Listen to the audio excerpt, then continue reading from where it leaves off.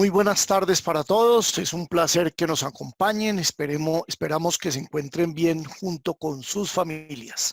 Damos comienzo a un nuevo foro virtual del Instituto Colombiano de Derecho Procesal que preside nuestro querido maestro Jairo Parra Quijano, en el cual nos acompañan 3 jóvenes abogados, miembros del Instituto Colombiano de Derecho Procesal, profesores universitarios y reconocidos académicos del derecho procesal en Colombia. Ellos son Mónica Alejandra León Gil, quien tratará el tema retos de las TIC, los jueces y las partes en el proceso actual.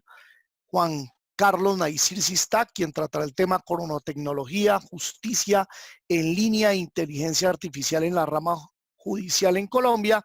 Y finalmente el profesor y escritor Freddy Toscano López, quien va a tratar el tema valoración de la prueba para adoptar medidas cautelares. Antes de darle la palabra a los panelistas, quiero decirles que el doctor Oscar Iván Garzón, quien también habíamos anunciado participaría en este panel, tuvo un inconveniente de última hora y se vio obligado a aplazar su presentación para un foro posteriormente. Esperamos que supere rápidamente la dificultad que le impidió estar con nosotros esta tarde.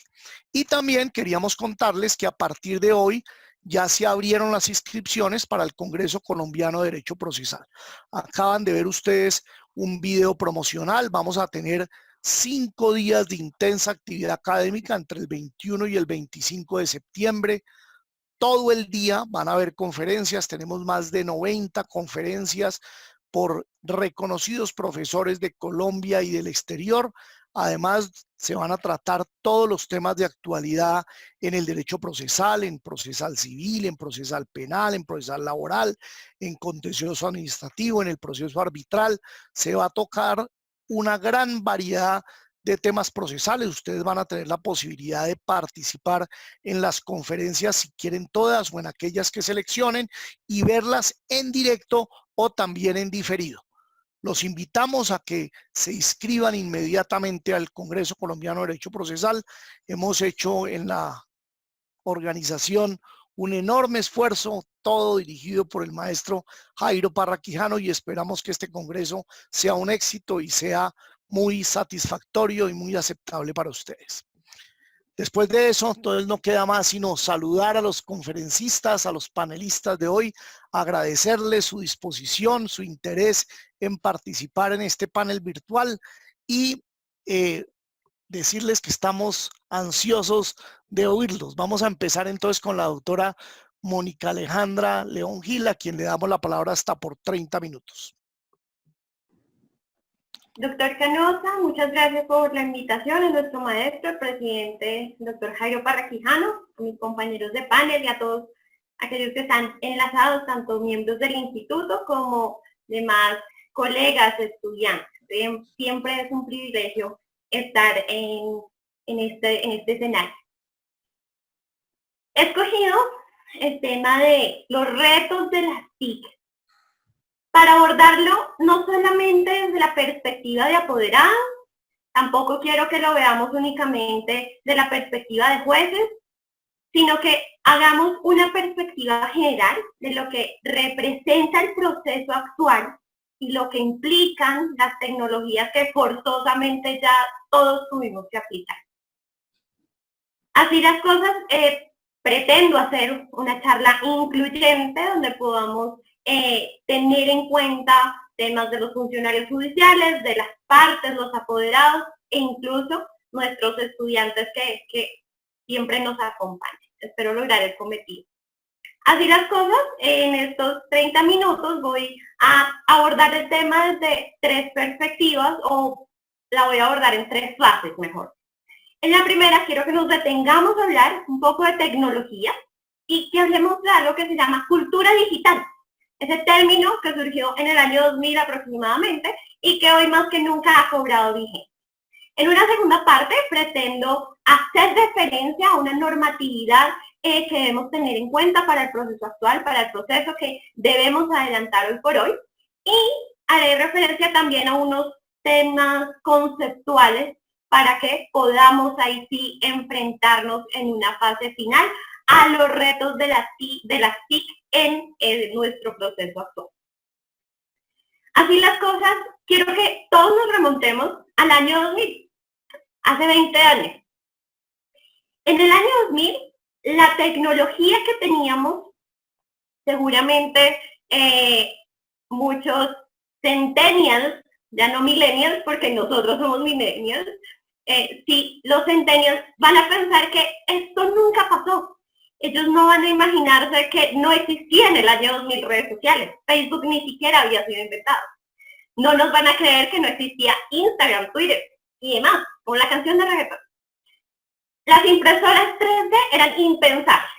No nos imaginábamos que íbamos a poder tener prácticamente una fábrica en nuestra casa.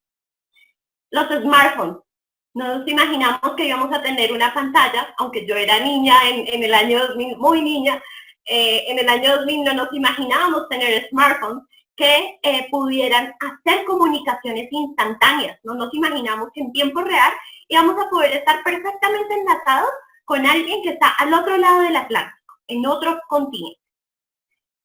Blockchain, Bitcoin, términos que hoy nos son un poco más familiares, en el año 2000 eran impensables.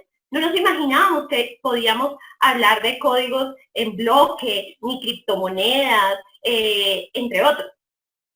Hablemos, por ejemplo, de la 4G, pero no de las 4G de infraestructura y de las vías de las que acostumbro hablar, sino hablemos de la 4G, del Internet. Esa nueva tecnología en materia de Internet que nos ha permitido hoy por hoy hacer un envío y un recibo de información a una velocidad altísima. Y entrando en temas un poco más de la vida diaria. Nunca nos imaginamos en el año 2000 que íbamos a poderle decir a Alexa que nos abriera la persiana de nuestro apartamento, ni a Siri que nos buscara un término en nuestro celular, alguna definición o algún lugar del mundo. Siguiendo con eso, hoy podemos ver ya carros inteligentes. Vemos la inteligencia artificial aplicada en carros inteligentes. Lo vemos en Tesla. Incluso, de forma más incipiente, podemos verlos en algunas otras marcas de carros, donde le podemos decir, por ejemplo, a Mercedes, que nos cuadre nuestro aire acondicionado del carro a determinada temperatura. Esto que estamos viviendo es una realidad. Así suena una frase absolutamente cliché. La tecnología es una realidad. Ya no podemos quedarnos ni de brazos cruzados, ni podemos quedarnos viendo cómo pasa el mundo alrededor nuestro. Hablemos de dos tecnologías que eran impensables en el 2000 y que seguramente hoy por hoy muchos ya no podemos vivir sin ellas. Las nubes. El famoso cloud computing. Esas nubes que nos permiten tener almacenado en Internet, en un servidor ajeno a nuestro computador, celular y demás, la información de nuestros procesos judiciales, fotografías, incluso música, y que podemos consultar donde quiera que estemos. Acá básicamente se están rompiendo reglas o principios mejor, como ese famoso don de la ubicuidad. Entonces nos decían, usted no puede estar en dos lugares al mismo tiempo, o más. La tecnología ha venido a romper esos esquemas. Nosotros ya sabemos que no vamos a trabajar únicamente en nuestras oficinas, lo hemos vivido. Ya los jueces no celebran audiencias únicamente en sus despachos. Ese don de la ubicuidad básicamente se ha ido rompiendo en temas de negocios. Las empresas tienen que estar en todo lugar, es decir, en el lugar en el que sus clientes la necesitan. ¿Y por qué hago referencia a todas estas figuras tecnológicas? Básicamente porque todas y cada una de ellas a las que he hecho referencia no son aplicables hoy por hoy y nos pueden ser absolutamente útiles en el proceso judicial que vivimos hoy en día. Podemos quedarnos pensando en que las tecnologías hoy por hoy en nuestros procesos están fallando. Podemos quedarnos hablando un buen rato de la página de nuestra rama judicial que falla y falla. Podemos seguir haciendo memes al respecto de nuestro internet, del internet de la misma rama judicial, de la página del Consejo Superior de la Judicatura, o podemos asumir una postura diferente. Y esa es la postura a la cual quiero invitarlos hoy. Quiero que nos pongamos a pensar como si fuéramos a hacer magia. ¿Y por qué hablo de hacer magia? Hay una frase de Arthur Clarke famoso autor, que dice que cualquier tecnología suficientemente avanzada es equivalente a hacer magia. Es decir, hoy por hoy, los jueces, secretarios, los demás miembros de un despacho judicial, nosotros como apoderados, árbitros, secretarios, entre otros, podemos hacer más. Podemos utilizar la tecnología que tenemos y pasar de esa posición crítica a una posición de hacedores. Hacedores de magia, si me admiten la expresión, en nuestro proceso actual, en nuestro proceso digital. Hay buenas experiencias, por ejemplo, en Chile con el tema tecnológico. Ellos implementaron su plan de transformación del Poder Judicial hace unos buenos años, de manera tal que han podido afrontar esta crisis en una muy buena forma. Países como Colombia, países como Argentina, incluso España, que tenía cierta plataforma virtual que era útil, hemos sufrido consecuencias como consecuencia pues, de la crisis propia de la pandemia, entre otros. Y es por eso que quiero que hagamos referencia a cierta normatividad. El tema de las tecnologías de la información y de las comunicaciones no es algo nuevo. La Ley Estatutaria de Administración de Justicia del año 96, la Ley 270, ya en el año 96 había dicho en su artículo 95 que debía implementarse en materia de justicia las tecnologías de la información y de las comunicaciones. El Código de Procedimiento Administrativo y de lo Contencioso Administrativo en el año 2011, nuestro Código General del Proceso en el año 2002, en el artículo 103, cuando nos habla de nuestro Plan de Justicia Digital. Las tecnologías nos cogieron en ese momento como desprevenidos, aunque no debíamos estar desprevenidos. Y no debíamos estar desprevenidos justamente por las referencias normativas a las que ya he hecho referencia. Sin embargo, con el decreto 806 de este año, expedido pues en el marco del estado de emergencia en el que nos encontramos, tuvimos que asumir la labor. Y para asumir la labor, pues necesitamos saber qué herramientas tenemos y cómo debemos manejar esas herramientas. De allí que en unos minuticos ya empecemos a hablar de esos retos y cómo abordarlos siendo operadores de justicia, siendo usuarios del sistema de administración de justicia, siendo apoderados o siendo parte. Ese decreto 806 no puede ser analizado de forma ajena, sino debemos tener en cuenta también el acuerdo del Consejo Superior de la Judicatura, el 11567. Y ese acuerdo del Consejo Superior de la Judicatura básicamente pues regula todo ese tema de implementación de la justicia, las tecnologías de la información y de las comunicaciones, y hay ya un protocolo que también debe ser tenido en cuenta. Es decir, hoy por hoy debemos analizar no solamente nuestro CEPACA, nuestro Código General del Proceso, Código Penal y de Procedimiento Penal, nuestros estatutos, Código Sustantivo del Trabajo y Procesal del Trabajo, sino que además debemos incluir el decreto 806 de este año que ya mencioné, el acuerdo 11567 del Consejo Superior de la Judicatura y el protocolo de gestión de documentos electrónicos, digitalización y conformación del expediente que emitió el Consejo Superior de la Judicatura en el Centro de Documentación Jurídica que pertenece a su vez al Consejo Superior de la Judicatura la semana pasada. Entonces, esos tres documentos, esas tres normatividades son esenciales a la hora de nosotros desplegar nuestra labor, insisto, como apoderados, como jueces, como usuarios del sistema de administración de justicia. Y para ello, creo que hay tres conceptos o tres sujetos que debemos tener presentes. Para los funcionarios judiciales, especialmente, SENDO. SENDO, como lo decía hace unos segundos, es ese centro de documentación jurídica. ¿Y por qué lo debemos tener presente? Porque es el que le va a brindar apoyo, le brinda actualmente el apoyo a los despachos judiciales en la implementación de este protocolo al que acabo de hacer referencia. Entonces, indispensable que los despachos tengan presente, pues, que a quien deben recurrir en todo este tema de implementación, dudas, ayuda y demás, pues es a SENDO. Segundo, la unidad informática que pertenece a la Dirección Ejecutiva, también del Consejo Superior de la Judicatura. Esta unidad va a ser la que brinde el soporte técnico a todos los despachos judiciales y especialmente va a brindar soporte en todo el tema de las firmas electrónicas y de seguridad informática, la seguridad de la información, entre otros. Entonces, despachos judiciales, jueces, secretarios y demás miembros, CEN2 y unidad informática que pertenece a la Dirección Ejecutiva. Ellos dos van a ser los órganos que les brinden a ustedes tanto el soporte de implementación del protocolo como de soporte tecnológico.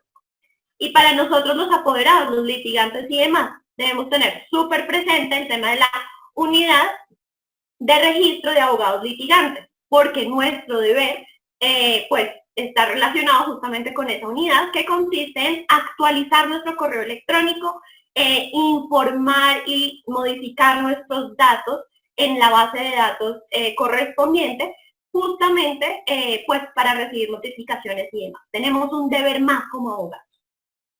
Ahora sí, hablemos de los retos. Este proceso actual y la implementación de las tecnologías de la información y de las comunicaciones, sin lugar a dudas, implica habilidades que tal vez no teníamos y que ahora nos toca desarrollar. Fortaleza en otras que ya teníamos, o incluso conocimiento de unas nuevas. Voy a tratar de abordar las diferentes etapas del proceso y allí hacer precisiones tanto para los jueces como para los apoderados. Pero antes de entrar al proceso como tal, considero relevante hablar del expediente digital.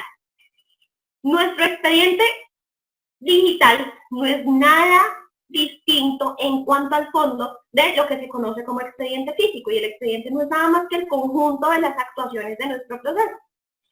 Ese expediente, y teniendo en cuenta la normatividad que enuncié al inicio, es de 3 tipos, es decir, hay 3 tipos de expediente. Tenemos el expediente físico, que creo que a ese todos nos hemos acercado, o los que son estudiantes se acercarán en su consultorio jurídico y por supuesto en la vida profesional.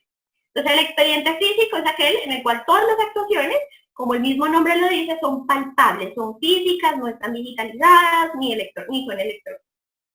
Segundo, el expediente electrónico. Es aquel que en su integridad, es decir, desde la misma demanda o solicitud, según sea el proceso o la actuación, es electrónico, es virtual, no es palpable, no está impreso. Y el tercer tipo de expediente es el expediente híbrido.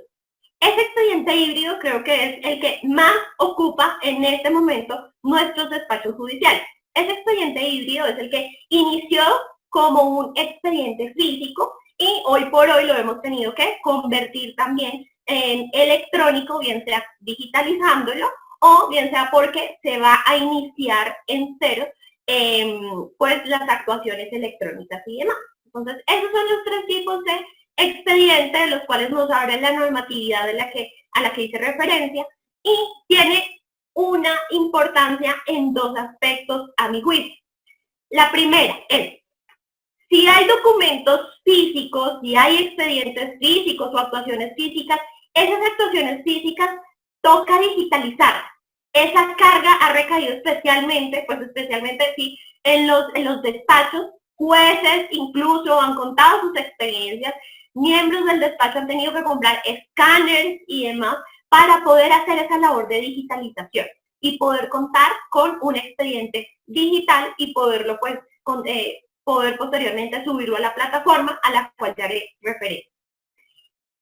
Esas actuaciones físicas, esos documentos físicos no se van a eliminar, no se van a botar a la basura, no, se van a conservar y adicional a eso se deben digitalizar. Segunda precisión, ¿qué pasa entonces con todos estos documentos electrónicos? Esos documentos electrónicos entonces ya no vamos a tener que imprimirlos. Y esto es muy importante que los despachos lo tengan en cuenta y nosotros como apoderados también. Si se presenta un memorial de forma electrónica en esta época de pandemia y después ya volvemos a radicar documentos físicos, esos electrónicos no se tienen que imprimir. Se propugna por la conservación de los documentos físicos la no eliminación de los mismos y la digitalización de los que corresponden. ¿Cómo es ese expediente? Entonces, todo está en una nube, lo que hablábamos ahorita. Esa plataforma que está usando actualmente o hasta el momento la rama judicial es OneDrive, y ahí se encuentra básicamente como la base de datos de todos los procesos, de todos los juzgados, de todos los distritos judiciales. Entonces, hay una carpeta gigante que tiene cada juzgado y está dividida en subcarpetas. Entonces, pensemos, acciones constitucionales, y dentro de acciones constitucionales, supongamos acciones de tutela, acciones de grupo y demás. Ahora, otra carpeta, procesos judiciales. Entonces están los procesos ejecutivos, declarativos, entre otros. ¿Cómo se identifica nuestro proceso? La carpeta de nuestro proceso tiene un nombrecito y ese nombre es el número de radicación. Ese número completico, largo de 21 o 23 dígitos aproximadamente. Esa es la carpeta de nuestro proceso, y en ese protocolo hay una forma de denominarlos especialmente. Entonces, el documento 00 es el índice de nuestro proceso. Nuestro proceso, nuestro expediente digital, mejor, va a tener un índice, y ese índice está firmado por el juez y va a ser siempre actualizado. Es un deber de los despachos judiciales mantener actualizado el índice y además incluir la firma. Ese índice, como ya mencioné, es el 00, y vamos a tener ahí 01 sería la demanda, 02 sería el autoadmisorio, por ejemplo, o inadmisorio y demás, y así sucesivamente se van a seguir llamando nuestros documentos o las actuaciones de nuestro proceso. Todos esos documentos estarán en PDF.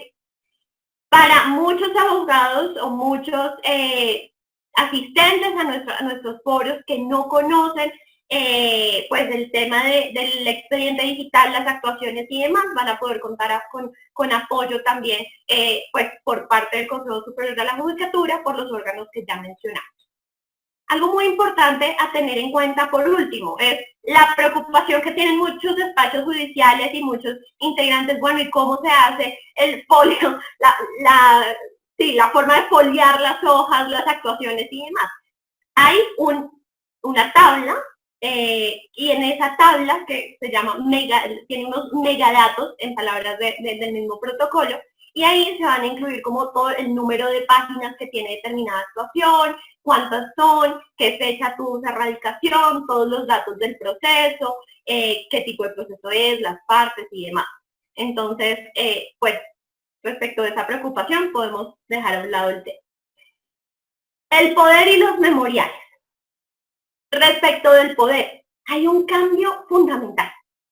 Y esto implica un cambio también en nuestra forma de pensar, en nuestra forma de actuar, en nuestra forma de movernos en cuanto a nuestro expediente. Los poderes especiales pueden ahora conferirse por cualquier mensaje de datos. Es decir, ¿un poder por WhatsApp es válido? Sí. ¿Un poder por un correo electrónico es válido? Sí. El decreto es claro en señalar mensaje de datos, no se restringe a que tiene que ser correo electrónico o documento Word y demás. Por supuesto deben cumplirse con las características, o mejor, los requisitos propios del poder, como todo mandato, y hay dos requisitos especiales. El primero, debe incluirse sí o sí el correo electrónico del apoderado. Y segundo, debe incluirse no la firma, pero sí la antefirma, es decir, el nombre de el que está aceptando ese mandato, aceptando ese poder. Así las cosas, entonces, ¿necesitamos firma? No. ¿Necesitamos presentación personal? No. ¿Autenticación, diligencia de algo adicional? No.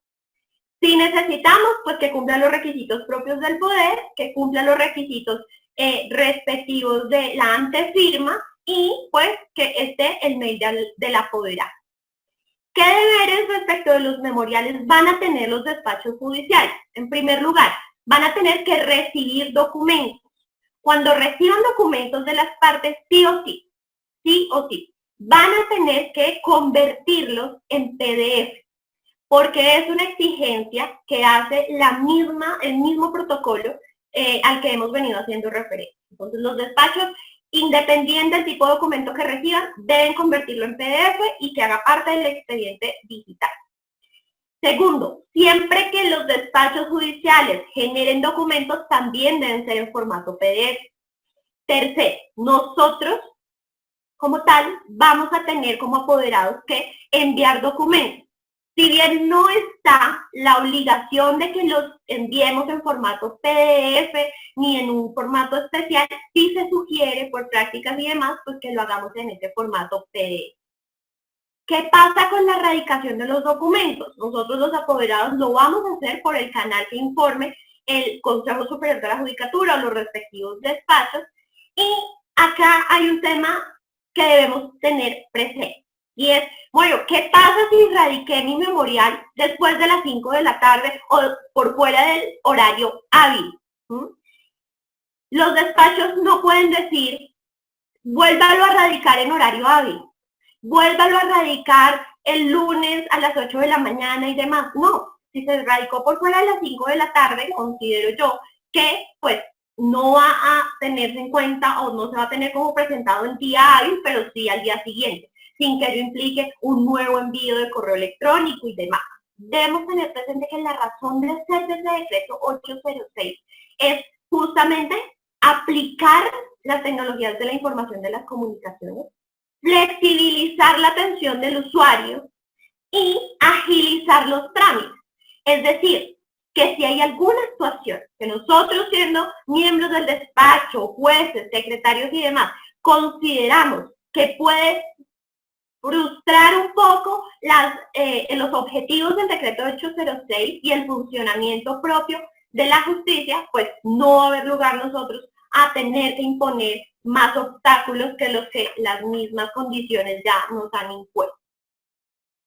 Ahora bien, tercer deber de los apoderados, ya lo decíamos, actualizar nuestro registro respectivo, el correo electrónico y demás, y adicional a eso, debe informarse a los despachos judiciales y demás cuál es el canal digital elegido. Cuando hablamos de canal digital, a mi juicio, no podemos restringirnos solo a correos electrónicos, sino a alguna otra plataforma digital, ¿por qué no un WhatsApp? Y si hay modificaciones en nuestro correo electrónico y demás, también informar. Hablemos propiamente del proceso. Entonces, hablemos de la demanda. La demanda va a tener que cumplir unos requisitos que ya conocemos, los mismos que hemos venido aplicando, pero hay un requisito adicional con la demanda. Y es que se debe informar el canal digital, es decir, la forma de notificación o el medio en el cual van a recibir notificaciones el apoderado, las partes, los testigos, peritos y demás intervinientes. Adicional a eso, es importante tener en cuenta que si no se cumple con esa obligación, vamos a estar inmersos en una inadmisión de la demanda. Segundo aspecto importante en relación con la demanda. Debe remitirse, por supuesto, el mensaje de datos a la dirección pues, del despacho que corresponda, a la oficina de reparto y demás. Hay despachos judiciales, por ejemplo, en Santander, en norte de Santander, donde han pues como consecuencia de las fallas que ha presentado la página del Consejo Superior de la Judicatura, habilitaron ya un mail de radicación de demandas y eso se dirige a la oficina de reparto y después informan al usuario en qué oficina o en qué juzgado corresponde pues el trámite que han presentado. Tercero, no puede exigirse copias al demandante respecto de su demanda y sus anexos. No hay lugar a copias para traslado ni para el despacho, no. Se presenta la demanda y sus anexos. No copias físicas, no copias digitales, nada de eso. Y un requisito muy importante. Cuarto, se debe enviar a la contraparte la demanda y eventualmente la subsanación. Si no se envía la demanda, si no se acredita al juzgado que se cumplió con ese deber, vamos a estar inmersos, insisto, en una inadmisión de la misma. La excepción a enviarle a la contraparte, por supuesto, será cuando se están solicitando medidas cautelares. ¿Qué pasa si no se conoce la dirección electrónica del demandado? Pues se tendrá que hacer por medio físico y se tendrá que enviar por medio físico y aportar la constancia en la radicación electrónica de nuestra demanda. El autoadmisorio se notificará personalmente y esa notificación personal, ¿cómo se hace? Por mensaje de datos. Y ese mensaje de datos se envía y se entiende surtida la notificación al segundo día hábil. Es decir, que al día siguiente de que se entiende surtida la notificación, empezarán a correr los términos que corresponden. Quiero centrarme en los últimos minutos que me quedan en dos asuntos relacionados con las audiencias y con las medidas cautelares. En el tema de las audiencias, hay lugar a que se realicen por cualquier medio tecnológico, por cualquier plataforma, bien sea la que informe el despacho, bien sea la que ponga a disposición alguna de las partes, bien sea esa plataforma en la cual se pusieron de acuerdo ambas partes, entre otros. La práctica de medios de prueba igual. Acá creo que cobra mucha relevancia esa famosa frase de Albert Einstein, donde decía que en los momentos de crisis, solo la imaginación es más importante que el conocimiento. ¿Qué quiere decir eso? Que si las partes, que si los apoderados, que si el despacho mismo, el juez y demás, encuentran una manera idónea de practicar los medios de prueba, pues a ella debemos recurrir. Las audiencias pueden adelantarse incluso por teléfono en aquellas circunstancias donde no sea posible una videoconferencia y demás. Cuando hay sujetos que no tengan acceso a las tecnologías de la información y de las comunicaciones, podrán solicitar soporte en las personerías y demás. Hay dos asuntos en los cuales en distintas oportunidades, foros, legal tips, escritos y demás, he sido bastante enfática y es básicamente en el tema de las medidas cautelares. Siguiendo el ejemplo de Brasil. Brasil celebró ciertos acuerdos con los bancos, celebró acuerdos con las oficinas de registro, de forma tal que los jueces hoy por hoy en Brasil pueden con un solo mensaje de datos y con cierta plataforma con seguridad y demás, y con un ID y un password que igual contribuyen a la seguridad, decretar y practicar ahí mismo la medida cautelar. Esa es una de las opciones que creo que nosotros estamos llamados a implementar también en Colombia. Simplemente con acuerdos, no se necesita ninguna modificación legislativa, normativa, ni nada de eso. Y el segundo tema, nosotros como partes debemos promover la práctica de pruebas de común acuerdo. Insisto, no voy a entrar en ese tema, por supuesto, porque el tiempo no me lo permite, pero más allá de eso, porque en materia de pruebas extraprocesales y medidas cautelares y tecnologías, ya lo he dicho en otros escenarios, por lo cual me gustaría.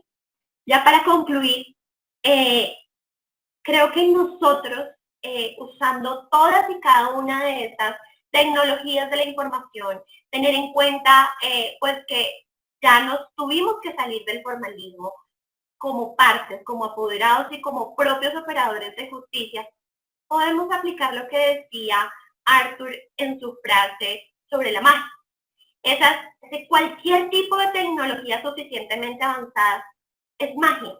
Y nosotros con nuestra tecnología suficientemente avanzada, propia como abogados, propia como despachos, ¿por qué no podríamos hacer magia en nuestros procesos judiciales actuales? Gracias. Gracias a usted, doctora Mónica, muy clara, muy didáctica, muy enfática su exposición, así que muy amable por sus palabras. Le damos ahora la palabra al doctor Juan Carlos Naisir, SISTAC, quien tratará el tema tecnología, justicia en línea e inteligencia artificial en la rama judicial en Colombia. Bienvenido, Juan Carlos. Muchas gracias, doctor Ulises. Primero que todo, pues, agradecerle por la invitación al instituto, a usted, doctor Ulises, y al doctor Jairo Parra, nuestro presidente. Y voy a hablar de tres temas fundamentales: corona tecnología, justicia en línea e inteligencia artificial. Estos tres conceptos enlazados entre sí, vinculados, y relacionados con la rama judicial en Colombia. Nuestra sociedad había sido dependiente, y ha sido dependiente ya por varios años, a los celulares, a los computadores y en especial al Internet. En cierta forma, esa dependencia pues había sido criticada en muchas ocasiones, pero ya entrando en estos tiempos de coronavirus, esa dependencia que existía antes se ha incrementado sustancialmente, especialmente esa dependencia al Internet. Actualmente, todas las actividades que nosotros estamos realizando actualmente están relacionadas una u otra manera con el Internet y con la tecnología. Precisamente, por ejemplo, estas conferencias, este tipo de conferencias, son a través de la tecnología. Los congresos, el Congreso Internacional de Derecho Procesal que se va a celebrar, también se va a hacer de forma virtual. Las clases también se hacen de forma virtual. Inclusive, hasta para pedir un domicilio, también ahora se necesita o se puede pedir a través del celular y utilizando, lógicamente, el Internet. Por lo tanto, entonces, esta gran afluencia de Internet y de tecnología ha trasladado los trancones. Ya los trancones ya no van a ser de los carros en las calles, sino que ya los trancones van o se han desplazado a las redes, al Internet. Por eso hablamos, y hasta hace muy poco hablábamos de las horas pico en Internet, en donde todas las empresas de telecomunicaciones nos estaban diciendo del uso racional del Internet, también las redes sociales, inclusive el WhatsApp. En varias ocasiones, ciertas redes sociales y ciertos sistemas de comunicación se han caído por la gran demanda a nivel mundial de este tipo de tecnologías. Por lo tanto, entonces, somos aún más dependientes del Internet y, adicionalmente, junto con el Internet, de la electricidad. Para un conjunto, ser dependientes de la tecnología aún más en estos tiempos de coronavirus. Por lo tanto, entonces, la tecnología no la vamos a ver como una dependencia, digamos, ¿sí? Aunque sí somos dependientes, pero vamos a ver la tecnología como una herramienta principal para afrontar estos tiempos de coronavirus. Y muestra de ellos, pues vamos a ver cómo se ve reflejado esa herramienta que se llama la tecnología en diferentes campos de nuestra vida. Por ejemplo, la salud, ¿sí? La creación de Corona Apps. Por ejemplo, en Corea del Sur se utilizó este tipo de tecnologías para identificar quiénes estaban infectados, quiénes no, quiénes necesitaban tratamiento y en general toda una serie de medidas para evitar la expansión del virus en ese país. También, por ejemplo, en el área del comercio. En el comercio también se dispararon las ventas en línea, ¿sí? Inclusive muchas empresas y muchos almacenes tuvieron que adoptar e invertir en plataformas tecnológicas para vender sus productos. Y lógicamente, pues no podía quedar atrás el área jurídica, ¿sí? Y por eso un nuevo concepto que se implementó y se comenzó a hablar en Europa y en Estados Unidos, que es la corona tecnología. Corona tecnología aplicado a lo jurídico, corona tecnología jurídica. ¿En qué consiste este nuevo concepto? Que fue, pues, lógicamente a principios de este año, cuando comenzó pues la epidemia, se esparció pues desde China a Europa, bueno, Estados Unidos, para lograr finalmente la declaración de la pandemia. Entonces, corona tecnología jurídica es simplemente el uso de la tecnología para continuar con la prestación de los servicios de la Administración de la Justicia. Acá en este caso, en Colombia. Continuar con la prestación de servicios de la Administración de Justicia utilizando la tecnología. El Código General del Proceso había ofrecido una gran variedad de herramientas normativas para este fin, pero su aplicación había sido muy tímidamente. Por eso, al final, pues nos encontrábamos que no estábamos preparados para este reto pues, que nos puso este virus. Otras áreas, por ejemplo, en el arbitraje, no todo el arbitraje en general, sino algunos centros de arbitraje que prestaban el servicio de arbitraje sí tenían las herramientas tecnológicas para afrontar eso.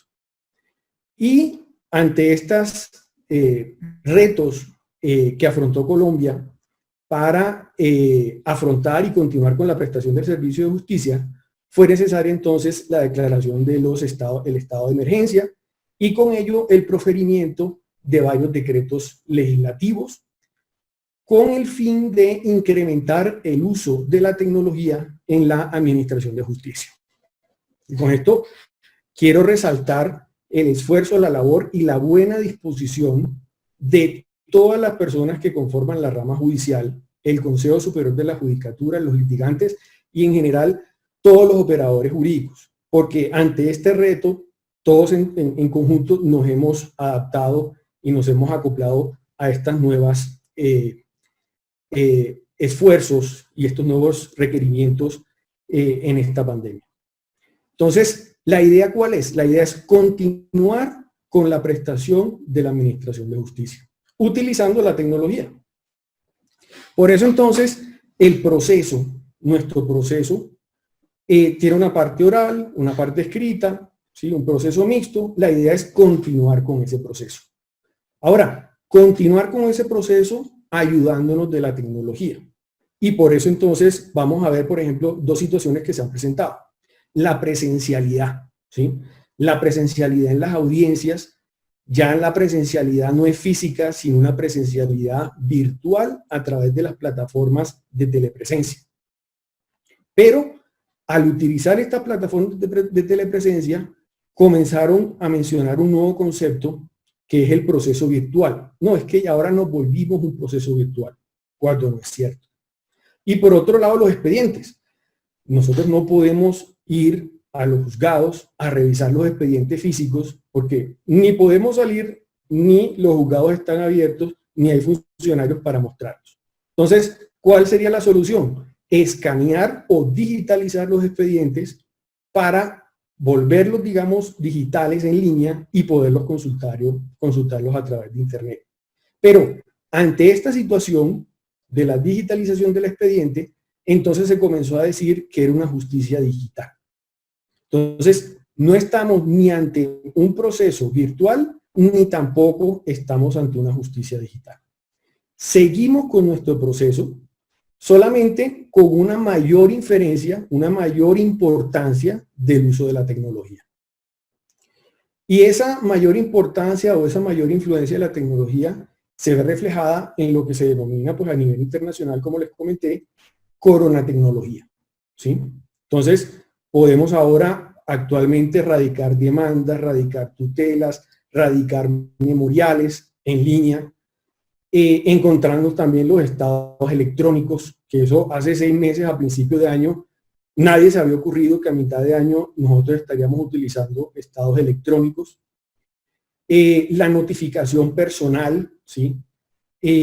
Por correo electrónico, digamos principalmente, aunque en el decreto se habla de canales digitales, que es un concepto mucho más amplio, no restringir la notificación personal solamente al correo electrónico. Los canales digitales va mucho más amplio, es un concepto mucho más amplio que el correo electrónico. Y también las audiencias por teleconferencia. Entonces, todo ese arsenal de tecnología para poder continuar prestando el servicio de la administración de justicia ha generado, sí, ha generado una serie de desconfianza a la tecnología, precisamente yo pienso que es porque es nuevo, ¿sí? Y se ha visto la tecnología como un problema. Entonces, tenemos que entender que la tecnología es la solución. No podemos convertir la tecnología en un problema. Y por eso tenemos que ahuyentar esas sombras de nulidades procesales que comienzan a ver en todas partes en el proceso, precisamente por la incidencia de la tecnología en los procesos. En cuanto a este punto y al uso reiterado de la tecnología, me han comentado que se está presentando una situación, y lo pongo pues de presente porque pues también hay que tener estar pendiente pues de esta nueva situación que se está presentando. y son los correos maliciosos de derecho. Correos maliciosos de derecho, en donde le envían un correo a un cliente, a una empresa, a una persona natural, en donde ese correo proviene de una firma de abogados o de un abogado ficticio, y le hablan en el correo sobre una medida cautelar que se va a hacer efectiva o la notificación de una demanda. ¿Sí? ¿Todo para qué? Todo para obligar al destinatario del correo a abrir un archivo adjunto, ¿sí? Donde ese archivo adjunto va a contener un troyano, un virus troyano, o un virus que secuestra la información del computador. Entonces es importante, ahora pues con estas tecnologías, también surgen unos problemas también de tipo tecnológico, entre esos estos, los correos maliciosos en derecho. Entonces, tener mucho cuidado en ese sentido. Y entonces viene la pregunta, bueno, pero ¿y entonces dónde está la justicia digital? ¿Sí? El concepto de justicia digital a nivel internacional en realidad es poco utilizado. Es simplemente la misma justicia, pero con un alto incremento en la utilización de la tecnología. ¿Sí? Pero es la misma justicia. ¿Sí? A nivel internacional prácticamente se da por hecho, ¿sí? Que la justicia ya debe tener el ingrediente tecnológico, pues en pleno siglo XXI.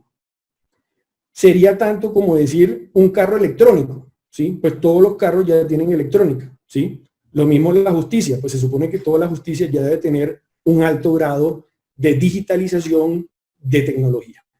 Sería prácticamente reiterativo. Por eso es que a nivel internacional muy poco ya se está usando. Pero acá en Colombia, el gobierno nacional está trabajando precisamente en esa modernización o en esa digitalización de la justicia. Precisamente a finales del año pasado, el BID, el Banco Interamericano de Desarrollo, aprobó o está aprobando un proyecto para la transformación digital de la justicia colombiana, donde se está manejando un presupuesto para este fin de aproximadamente 800 millones de dólares, que se van a invertir para la modernización y, si ustedes quieren, la digitalización de la justicia en Colombia. Pero esa modernización no es o no se puede entender para volvernos un proceso virtual, como dije anteriormente, ni mucho menos para lograr que los expedientes estén digitalizados. Eso es otra cosa. Vamos a un paso más adelante en ese sentido. Y ahorita pues volveremos a lo que es la justicia digital. Entonces, esa justicia digital no es muy aceptada a nivel internacional.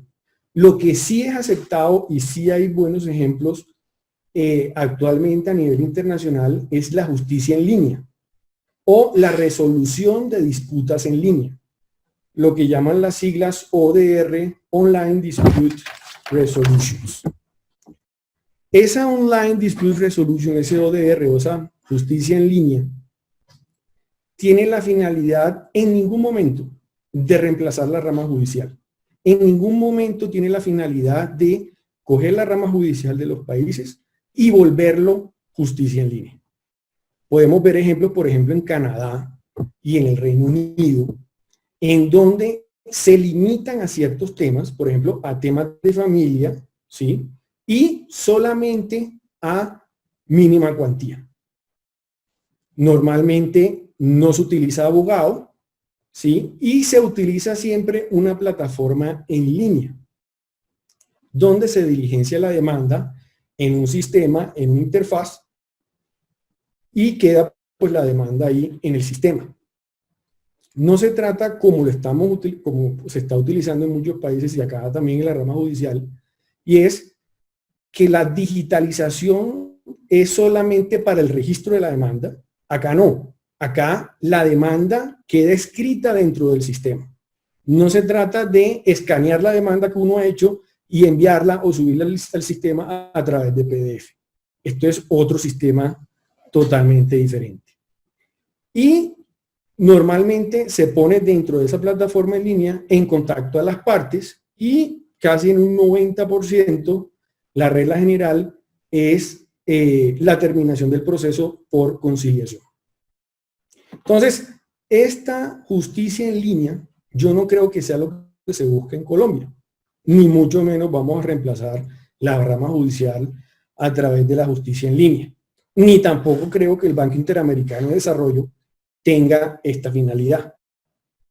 Lo que sí creo que se puede estar buscando y que de pronto quieran implementar en Colombia es algo muy parecido a lo que está en España. En España hay un sistema que se llama LexNet, un sistema iniciado en el año 2016, en donde si ustedes quieren le pueden decir proceso digital, que ahorita vamos a ver las características, aunque repito, pues no sea utilizado este concepto a nivel internacional, pero si ustedes quieren, es un proceso digital. Y miremos las características. En este sistema, primero, uno no entra a la página web, como decir acá la rama judicial. Uno no entra a la página web. Uno descarga un programa al computador o inclusive uno puede descargar una aplicación al celular para ingresar y ver, digamos, los diferentes procesos. No se utiliza papel y los usos más destacados de este sistema LexNet es, primero, la notificación del abogado en un intercambio seguro de toda la información dentro del proceso. Se pueden radicar demandas, se pueden radicar los memoriales, tiene un servicio de firma electrónica, o sea, firma electrónica dentro del mismo sistema, ¿sí? No como una empresa diferente al sistema que presta el servicio electrónico, no, el servicio de firma electrónica, sino la misma plataforma tiene el servicio de firma electrónica. Y en general, los abogados cuando entran como si fuera un correo, ¿sí? Y en ese correo van a encontrar la notificación judicial de todos los procesos. Adicionalmente tienen el sistema de carpetas, si ustedes quieren, digamos, crear diferentes carpetas dependiendo de los procesos que ustedes tengan para organizar toda la información de los procesos. Y pues lógicamente adicional, ver el estado de los procesos, ahí sí, digitalmente en línea a través del sistema. La pregunta es, ¿será que la finalidad del BID y del gobierno nacional es implementar un sistema muy parecido al LexNet acá en Colombia? Yo de pronto creo que sí. Ahí el punto sería, hombre, ¿qué tan conveniente es utilizar un sistema así? De pronto podríamos pensar un poquito más allá y aventurarnos a un nuevo sistema que se está utilizando, mucho más seguro, que es, por ejemplo, el blockchain. En el sistema blockchain, la tecnología blockchain, se ha demostrado que es un sistema anti-hacker, por la configuración y el diseño general de lo que es el blockchain. Todas las criptomonedas, el Bitcoin, utilizan este sistema, esta tecnología de blockchain. Bastaría pensar, hombre, ¿será que nos arriesgamos con un sistema de servidores, ¿sí? como se está utilizando actualmente, con muchas barreras, mucho tipo de defensas, cuando en últimas los hackers siempre encuentran la forma para ingresar a los sistemas? O mejor vamos a apostar por un sistema de blockchain.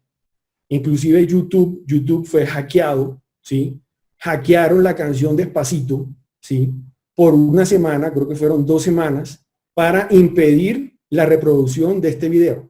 Entonces, si YouTube fue hackeada por una canción, imagínense ustedes en unos sistemas de justicia digital a través de servidores, pues también podrían lograrlo.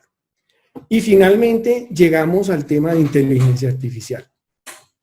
El tema de inteligencia artificial, primero vale resaltar que esta tecnología de inteligencia artificial se puede aplicar tanto a los procesos orales, escritos, mixtos, ¿sí? Inclusive también se puede aplicar a la justicia online, a la ODR, totalmente compatibles.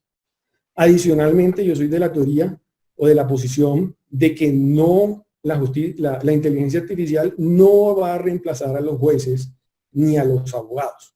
Solamente va a brindar una gran ayuda, una gran herramienta para facilitarles la labor a todos ellos, a todos nosotros. Por lo tanto, entonces, Colombia también dentro de esta revolución y esta inversión que se está haciendo, también podría mirar en un futuro y pensar la utilización o la implementación en la rama judicial de la inteligencia artificial. Aprovechemos todas estas adecuaciones y estos ajustes a la administración de justicia para prepararnos a la inteligencia artificial. Y con ello resalto varios puntos. El concepto de estandarización de cara a un futuro, la implementación de la inteligencia artificial, que es un concepto creado por el profesor Richard Susskind de la Universidad de Oxford, y ahí pues recogido pues por muchos otros autores, en donde la idea, en términos muy generales, es la unificación del contenido de las providencias y los memoriales. Es decir, establecer una información necesaria para todo tipo de providencias o memoriales, casi como una especie de formato. ¿Para qué? Para entonces toda esa información recopilarla y facilitarle al sistema su lectura, a ese sistema. Entonces, ese sistema que se va a implementar creará, en últimas, toda esa información, va a crear una Big Data de la rama judicial. Y de esa Big Data, utilizando pues unos algoritmos y unos programas, se podrían sacar muchos resultados, como por ejemplo las estadísticas, bases de datos, y en últimas, y aquí lo relaciono con la inteligencia artificial, alimentar la inteligencia artificial. Ese sería el sustento o el fundamento de cómo vamos a nutrir esa inteligencia artificial. Entonces, por lo pronto, entonces, ese sería como el panorama general, ¿sí? Cómo vincular estos tres conceptos de cara hacia un futuro acá en Colombia de lo que se quiere sea la rama judicial en Colombia. Y ya para terminar, el camino tecnológico en el proceso y en la rama judicial se ha acelerado increíblemente. En parte también obligado por las circunstancias, pero nos hemos adaptado. Todos en conjunto hemos estado trabajando para este fin. ¿Cuál es el fin? La justicia de la mano con la tecnología. Muchas gracias. Muchas gracias a ti, Juan Carlos. Muy interesante todos tus comentarios, toda tu exposición. Por favor, no te vayas, que ahora tanto a ti como a la doctora Mónica les formularemos las preguntas que nos han llegado de las personas que están conectadas. Y para cerrar este ciclo de expositores, ahora cambiamos un poco, vámonos al tema probatorio con el profesor Freddy Toscano, quien, como lo había anunciado ya, tratará el tema valoración de la prueba para adoptar medidas cautelares. Freddy, tienes la palabra por 30 minutos. Muchas gracias, doctor Ulises, por la invitación a departir en este importante foro. Me siento muy contento, complacido por compartir pantalla en este momento con el doctor Juan Carlos, con la doctora Mónica, quienes además de grandes colegas son muy buenos amigos. Por supuesto, un cordial saludo a nuestro maestro Jairo Parra Quijano, a quien de manera directa o indirecta, en mi caso personal, le debo mucho en cuanto a la formación personal, en cuanto a la formación académica, en el tema probatorio. Pues he también tomado atenta nota de los temas de mis compañeros en relación con toda la perspectiva tecnológica que se viene implantando en nuestra administración de la justicia. Y pues yo voy a tratar un tema bien diferente, aun cuando pues también tengo algunas reflexiones al respecto. Si queda algún tiempo al final, podría al menos intentar algunas ideas o reflexiones al respecto. Bien, pues yo voy a tratar el tema de la valoración de la prueba en la adopción de las medidas cautelares. Y pues en este punto uno debe recordar simplemente algo que es una obviedad, y es que los procesos judiciales suelen ser demorados, que toma mucho tiempo desde el inicio del proceso hasta que se profiera la sentencia, y es la razón por la cual los códigos procesales, todos, pues han previsto medidas cautelares. Hoy en día se ha unificado un poco el lenguaje y todos hablan de salvaguardar el objeto de litigio, impedir que se cause un daño o que éste se agrave, o bien evitar una sentencia ineficaz. Por supuesto que esto es bondadoso para el derecho sustancial, pero hoy me voy a referir un poco a contrapié acerca de algunos riesgos que hay en la adopción de esas medidas cautelares, y por supuesto que el propósito es tratar de proponer de alguna medida general cómo a través de una valoración probatoria adecuada pues se pueden reducir estos riesgos. El primero de los riesgos que uno puede encontrar dentro de muchos es clarísimamente el riesgo de abusar de las medidas cautelares, pues básicamente porque se toman sin escuchar a la otra parte, y esto puede, pensemos en un proceso judicial, en un proceso civil, puede llegar incluso a inmovilizar el patrimonio de la contraparte por mucho tiempo. Y por esta razón los códigos procesales pues han previsto sistemas de cauciones, o bien incluso han planteado sanciones pecuniarias para quien abuse de estas medidas cautelares. Pero aquí hay que tomar en cuenta que una vez se adopta la medida cautelar, pues digamos que el hecho de que se presten cauciones o que haya sanciones a la parte que abusa de ellas, pues no merma el riesgo del abuso, es decir, el derecho de la contraparte ya estaría sacrificado en buena medida.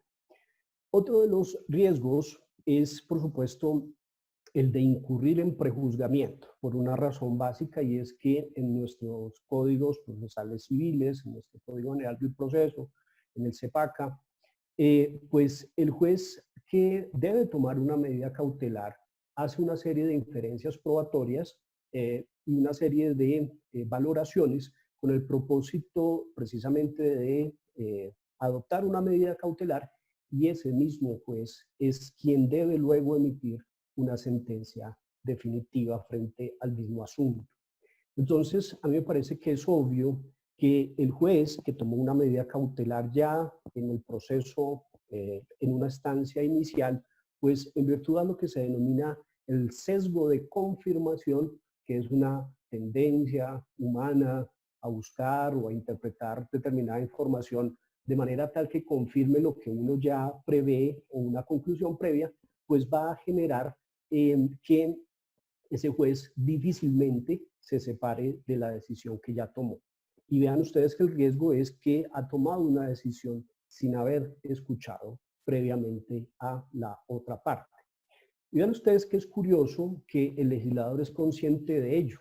El legislador en el CEPACA nos dice por allá en el artículo 229 del Código Procesal Administrativo y de lo Contencioso Administrativo, dice, mire, la decisión sobre medidas cautelares en el proceso contencioso administrativo no constituye prejuzgamiento, como si por el hecho de que el legislador dijera, tranquilo, que aquí no hay ningún problema, el problema desaparece. Algo similar ocurre en todos aquellos eventos donde hay una conciliación frente al juez y se le advierte, tranquilo, proponga fórmulas de acuerdo, que eso no constituye prejuzgamiento. A mí me parece que sí hay ese eminente riesgo y que los sistemas procesales deben, digamos que, optar por otras soluciones. Vean ustedes que en el proceso penal acusatorio, allí está divididas las funciones. Uno es el juez del control de garantías, quien define, por ejemplo, medidas privativas o no privativas de la libertad, y otro juez, que es el juez de conocimiento, es el que va a fallar sobre el fondo del asunto, de tal manera que hay dos sujetos distintos que valoran dos situaciones, una preliminar y otra definitiva. Pues bien, con esto, que es básicamente una introducción a los riesgos que puede haber en la producción o en la adopción de las medidas cautelares, pues yo quisiera simplemente proponer algunos elementos de la valoración probatoria para que se apliquen en estas decisiones preliminares, estas decisiones cautelares.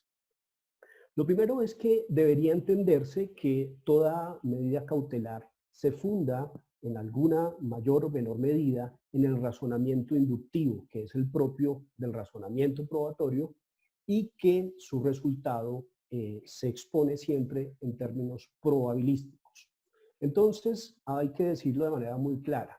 Nunca habrá total certeza acerca de la necesidad, de si era necesaria o no una medida cautelar para impedir el daño, para impedir su extensión, etcétera, pero aún así los sistemas procesales deben entender que aquí se aplica un razonamiento inductivo que jamás nos va a arrojar un conocimiento absolutamente, digamos, del 100% de probabilidades. En segundo lugar, en estas valoraciones relativas a la adopción de medidas cautelares, es importante, a pesar de que en ninguna parte de nuestras codificaciones procesales civiles, contencioso administrativo, laboral, etcétera, se habla del novedoso tema del estándar de prueba, pues a mí me parece que el juez, para adoptar una medida cautelar, debe tener en cuenta un estándar de prueba, que en todo caso no se debe equiparar, es decir, no debe exigir el grado de prueba que exigiría para una decisión final o definitiva. Y esto es importante porque digamos que los riesgos se pueden dar en exceso como por defecto. Un juez que no entienda esto podría llevar a decir, pues usted debe demostrar hasta la saciedad, señor demandante, que aquí se va a causar un daño en un estándar de prueba altísimo, más allá de toda duda razonable, como es, por ejemplo, en materia penal. Me parece que no, que aquí el estándar de prueba debe ser mucho más bajo que el necesario para adoptar una medida definitiva. Y en tercer lugar, otro de los elementos un poco para desarrollar esta motivación frente a las decisiones cautelares, que también es algo que los códigos generales, por ejemplo el Código General del Proceso, el CEPACA y por supuesto en materia arbitral, se ha introducido los criterios de necesidad, ¿sí? Necesidad de la medida, de idoneidad de la medida, y cuando el legislador se refiere a estos términos o a estos conceptos, pues sin lugar a dudas lo que está diciendo es: tenga en cuenta, señor juez, en la adopción de la medida cautelar, el mecanismo o este sistema de aplicación de los principios que se llama la ponderación, y que pues se estila utilizar sobre todo en las decisiones de la Corte Constitucional, ¿de acuerdo? Pero aquí lo importante es, desde el punto de vista de la decisión o de la fundamentación de la adopción de la medida cautelar, que sea muy exigente el juez en su motivación, que argumente propiamente cuando una medida cautelar resultó necesaria, resultó legítima, resultó eficaz y, por ejemplo, no vulneró los derechos de la contraparte. A partir de ahora, pues simplemente lo que quiero hacer es mostrar en el escenario del Código General del Proceso y un poco en el contencioso administrativo cómo debería operar pues esto que acabamos de decir. Esto es el considerar el razonamiento probatorio, el razonamiento inductivo, 2, el estándar de prueba y finalmente cómo un poco fundamentar de manera adecuada este tema a partir de la ponderación. Lo haré de manera muy breve por razones de tiempo. Y aquí es muy importante algo que la mayoría de los abogados conoce como las medidas cautelares innominadas, que pues trae como novedoso el Código General del Proceso, aunque pues ya existían algunas, digamos, muestras de medidas cautelares innominadas desde el mismo Código Civil para la protección de la posesión, en materia, por ejemplo, de acciones populares de grupo o en acciones de tutela, ya había allí medidas cautelares innominadas, que pues en concreto pues tienen la virtualidad de ser una medida, digamos que armada o construida para el caso concreto, una medida razonable. Así se refiere el artículo 590 del Código General del Proceso para decir: el juez puede adoptar una medida que le parezca razonable para proteger el objeto del litigio, para impedir la consumación de daños, su extensión, en últimas, para asegurar la efectividad de esa pretensión. ¿De acuerdo? Entonces, analizando un poco cómo podría funcionar este tema, pues tomo prestado un ejemplo que trae el maestro Jairo Parra Quijano en alguno de sus intervenciones sobre cómo opera la medida cautelar innominada. Y aquí hay que tomar en cuenta, o imaginémonos este caso, cambiado levemente, pues para no incurrir pues en una apropiación ilegal del ejemplo del maestro Jairo Parra. Pensemos que hay un terreno rural en posesión de un comunero y esa persona que posee ese inmueble pretende cambiar la destinación que es agrícola para realizar allí una actividad industrial, y una actividad, pensemos, realmente contaminante, ¿de acuerdo? Y aquí se propone que si hay un otro comunero que va a iniciar un proceso divisorio, precisamente pues, para terminar esa indivisión, ese demandante le puede solicitar al juez, con fundamento en ese artículo 590, le puede solicitar una medida cautelar novedosa, una medida cautelar que no está taxativamente enlistada en el código y que puede ser, señor juez, necesito que prohíba por un tiempo o prohíba, mientras dure el proceso divisorio, que prohíba al demandado que cambie esa vocación agraria del inmueble para evitar así que los daños de ese cambio de vocación agraria a una vocación industrial del inmueble. ¿De acuerdo? Clarísimamente es una medida cautelar que él considera que es la razonable, el juez también la puede cambiar hacia otra, pero pensemos que el juez tiene que valorar desde el punto de vista probatoria su necesidad y todos los demás elementos. ¿Cómo debería operar la valoración probatoria en este caso? Pues yo considero que el primer elemento no es de difícil prueba porque es la legitimación o el interés para actuar y este claramente se ve, digamos que satisfecho simplemente desde la misma demanda. Probando que soy comunero, pruebo mi legitimación para obtener determinados actos de protección sobre ese bien sobre el cual pido la división material del inmueble. Esto está entonces también relacionado con ese criterio bastante clásico, digamos, bastante conocido como es la apariencia del buen derecho.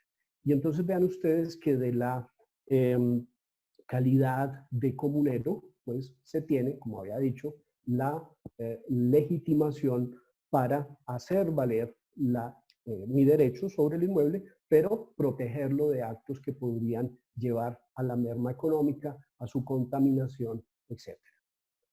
Creo que donde puede haber un poco más de problemas es no solamente en un proceso como el que estamos diciendo, en cualquiera otro, y es cómo pruebo yo al juez, cómo lo llevo a la probabilidad, a un grado de probabilidad razonable, acerca de que hay un daño latente, una amenaza latente.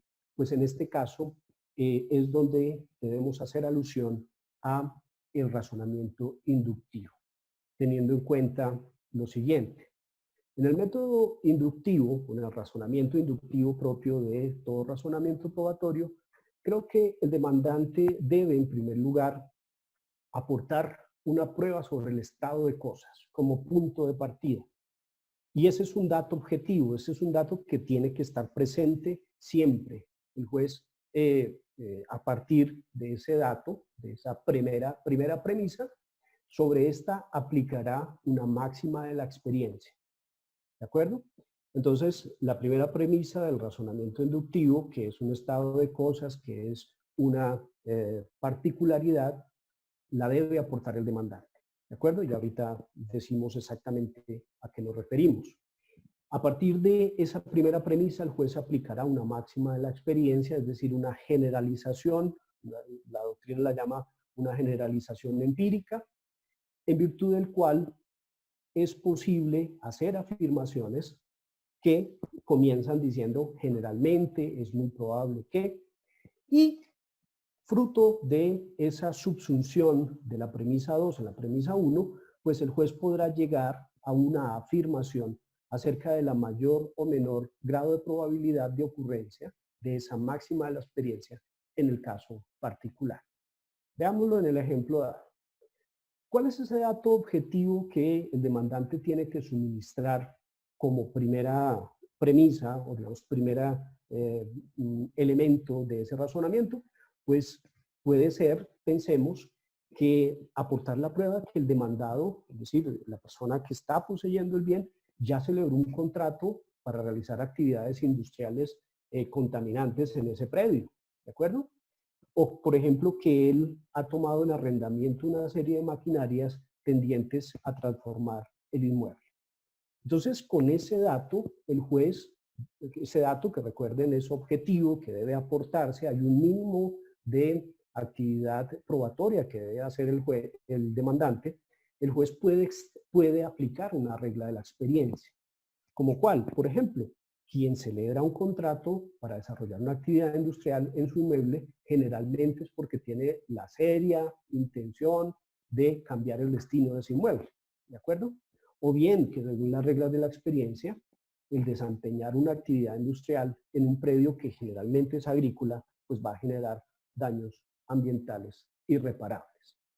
De ahí por qué, aplicando estos dos elementos, el juez puede llegar a concluir en ese razonamiento probatorio que hay un alto grado de probabilidad de que, de no adoptarse la medida cautelar de impedir la transformación del inmueble, se va a llegar a un daño en el futuro. ¿De acuerdo? Entonces, esto le va a permitir al juez también satisfacer otro de los elementos clásicos de toda medida cautelar, que es el peligro de la mora, en virtud del cual te dice, pues, si nos esperamos a que haya una sentencia, digamos que se haya la división material del bien, pensemos, pues muy probablemente cuando eso ocurra, pues ya el bien tendrá un deterioro ambiental que merma no solo el derecho del comunero demandado, sino de todos los que hacen parte de esta comunidad. Estas ideas también son, por supuesto, aplicables al CEPACA. Voy a pasar brevemente sobre esto para señalar que, pues en buena hora, en buena medida, el Código Procesal Administrativo y de lo Contencioso Administrativo se encargó de establecer mayores, es decir, de hacer una regulación mucho más completa de las medidas cautelares en el artículo 229 y siguientes, previendo acciones preventivas, conservativas, anticipativas, incluso de suspensión de actos, incluso en materia de contractual, se pueden suspender actuaciones contractuales relacionadas con contratos estatales como medidas cautelares. Y yo considero que en estos casos, pues también debe cumplirse este razonamiento probatorio inductivo.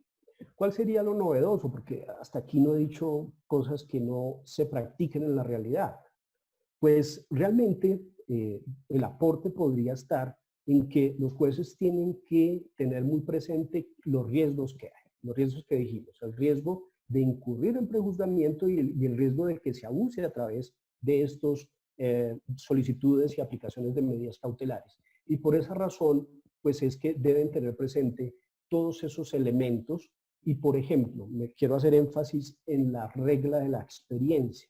En el momento de la motivación sobre la adopción de la medida cautelar, el juez no debe utilizar el concepto de las reglas de la experiencia como una especie de comodín, ¿de acuerdo? Como de vieja confiable, para que me entiendan las nuevas generaciones, sino que el juez debe hacer explícito cuál es esa regla de la experiencia que le permitió, a partir de la información suministrada por el demandante, llegar a la conclusión en términos probabilísticos de que es necesaria esa medida cautelar. Y ya, para concluir, pues quiero ser breve por razón de tiempo, pues simplemente quiero señalar dos aspectos. El primero, reiterar cómo el grado de probabilidad, es decir, el estándar de prueba, no debe ser demasiado exhaustivo, ¿de acuerdo? Para la adopción de una medida cautelar. ¿Por qué? Porque hacerlo generaría el gran problema de que no se obtendría. El peligro de la mora ya no sería el peligro de la mora, sino sería realmente el tiempo jugaría en contra de el peligro y ya se consumaría el daño. Entonces yo creo que lo que debe hacer el juez es una especie de juicio pronóstico acerca de lo que puede ocurrir en el futuro de no adoptarse esa medida cautelar sobre la base de lo que, eso sí, sumariamente le pruebe o le allegue el demandante. Recuerden ustedes esa premisa. Ahora, el otro elemento fundamental, y pues en relación con este no voy a decir mayor cosa, es el relativo a la ponderación. Porque vean ustedes que adicionalmente, es decir, junto con estas valoraciones probatorias que deben ser expuestas y motivadas y fundamentadas en la decisión judicial, junto con esto está la necesidad, precisamente, la efectividad y la proporcionalidad de la medida. Y estos son elementos que se extraen ya del juicio previo, en materia de la valoración probatoria.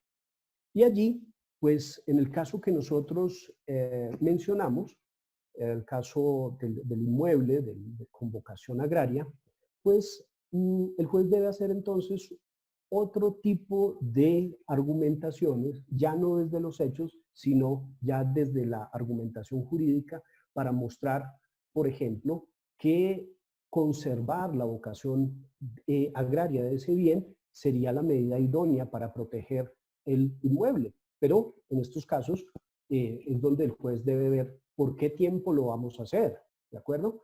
Debemos tomar también en cuenta el derecho a explotar el bien por parte del comunero que sigue en el inmueble. Básicamente porque a través de las medidas cautelares no se puede cometer o acometer o realizar una limitación desproporcionada a esa otra persona que está en el otro lado de la balanza. Pues bien, esas son las ideas que yo quería mencionar. Pues quedamos entonces prestos a las preguntas y nuevamente agradezco a todos los presentes y a los que han tenido la paciencia de escucharnos hasta esta hora. Mil gracias. Ha sido un placer escucharlo, doctor Freddy. Muy amable por su clarísima exposición, además porque son conceptos, ideas muy novedosas y muy interesantes. Al final le haré las preguntas que se han enviado sobre el aspecto que usted trató. Vamos a empezar la ronda de preguntas con la doctora Mónica, porque ella inició las exposiciones. Le tengo 4 preguntas, doctora Mónica, si le prefiere se las formulo de una vez para que usted las pueda desarrollar. Tenemos más o menos 10 minutos para cada uno de ustedes con el propósito de que presenten los comentarios que consideres en relación con estos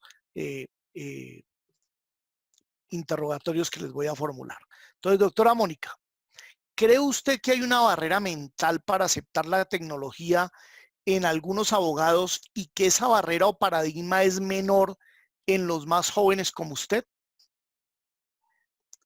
Segunda, ¿qué aspectos hay que tener en cuenta por los operadores judiciales y apoderados en el nuevo proceso virtual?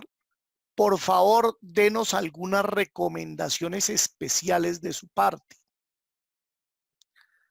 Tercera, ¿cree usted que la justicia digital es una moda o un fenómeno coyuntural para la época de aislamiento por la crisis sanitaria? ¿O piensa que es una novedad que llegó para quedarse? Y la última que formulan es, ¿cómo se introducirían las pruebas testimoniales? ¿Y cuál sería la mejor manera de utilizar los medios tecnológicos para recepcionar declaraciones o interrogatorios? Doctor Ulises, muchas gracias por esas preguntas, bastante interesantes todas. Empezaré con la primera entonces. ¿Hay una barrera mental? A mi juicio, sí. Pero eso creo que es algo propio del ser humano. Cada vez que nosotros nos enfrentamos a algo nuevo, va a haber una reticencia.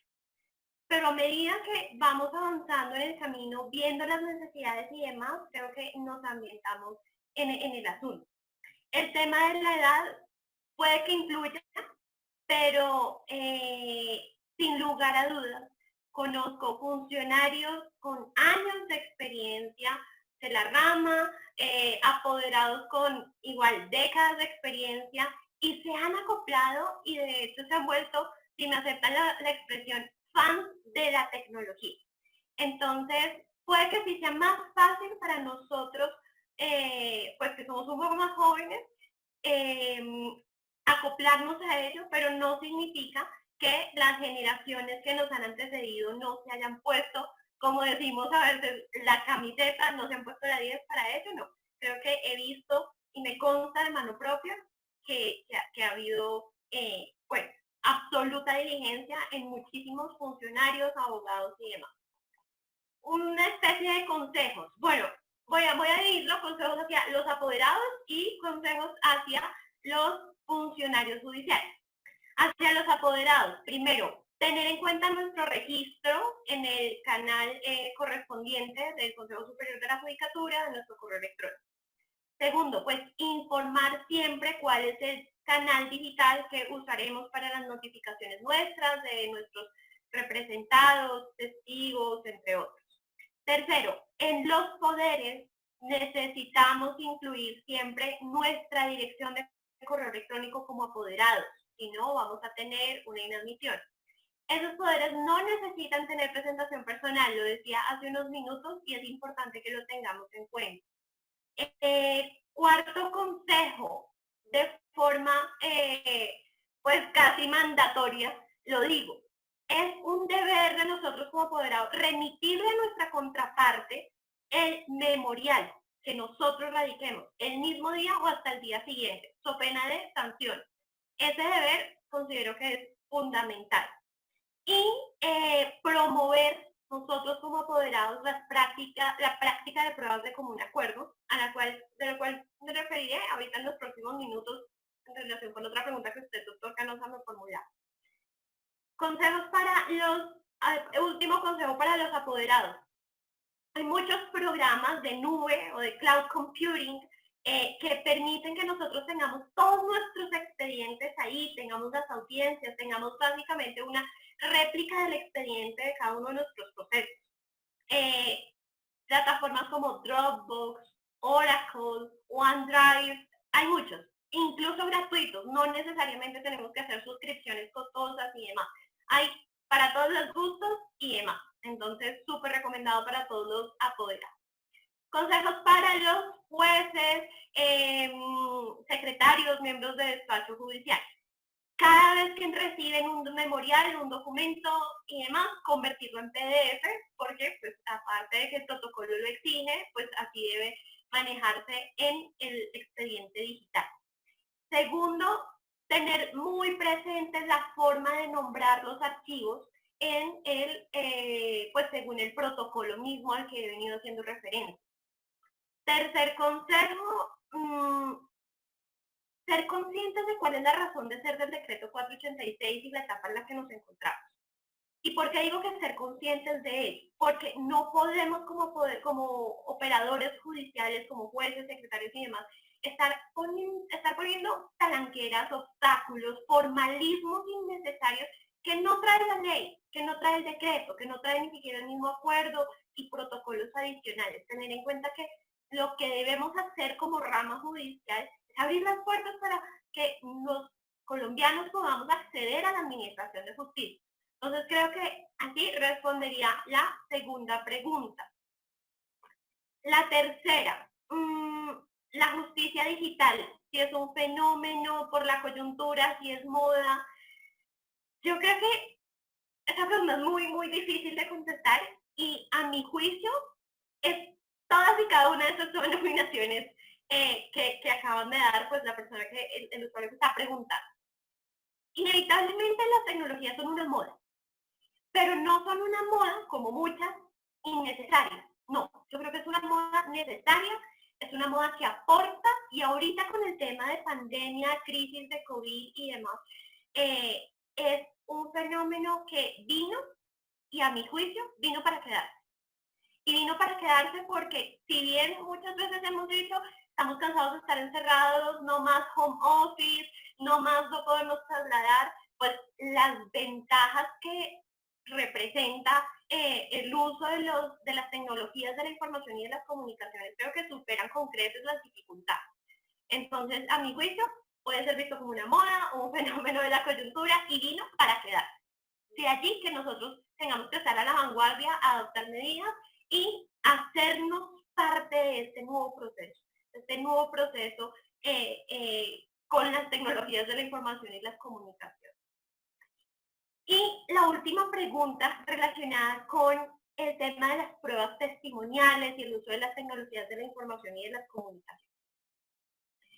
En otros escenarios, he sido una súper promotora de la práctica de pruebas de común acuerdo entre los apoderados, es decir, la práctica de pruebas extraprocesales y dentro de ellas las pruebas que se practican de común acuerdo. ¿Por qué?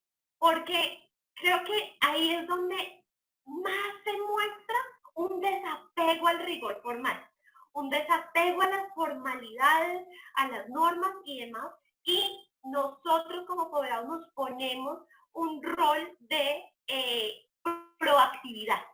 Esa proactividad se ve materializada en que yo me pongo de acuerdo con el apoderado de la contraparte, por ejemplo, para recepcionar, aunque ese término pues no es muy aceptado en jerga no jurídica, para recaudar mejor una declaración testimonial, y lo podemos hacer acá por uso, por ejemplo, de una plataforma virtual. Pensemos en que me pongo de acuerdo con mi contraparte, con el apoderado de la contraparte, fijamos una fecha y hora en la plataforma Zoom, incluso en la oficina de alguno de nosotros, hasta en la casa. Simplemente debemos grabar esa diligencia, esa práctica del testimonio, y se le hacen las preguntas correspondientes al testigo, se garantiza el derecho de defensa, debido proceso, y simplemente la aportamos como una prueba practicada de común acuerdo en el proceso en el que esté en curso. Pueden practicarse antes del proceso, pueden practicarse durante el proceso mismo y demás. Y esto no pasa solo con las declaraciones testimoniales, y acá quiero hacer mucho énfasis. Podemos practicar pruebas extraprocesales de común acuerdo, como declaraciones testimoniales, interrogatorio a peritos, interrogatorio de parte, declaraciones sobre documentos, incluso cualquier medio de prueba que no necesite imperiosamente la presencia del juez. Ejemplo, inspección judicial, no la podríamos hacer de común acuerdo. ¿Quiénes participan en esa diligencia? Únicamente los apoderados, pues por supuesto, parte demandante, parte demandada. Si hay litisconsorcios necesarios, todos deben estar.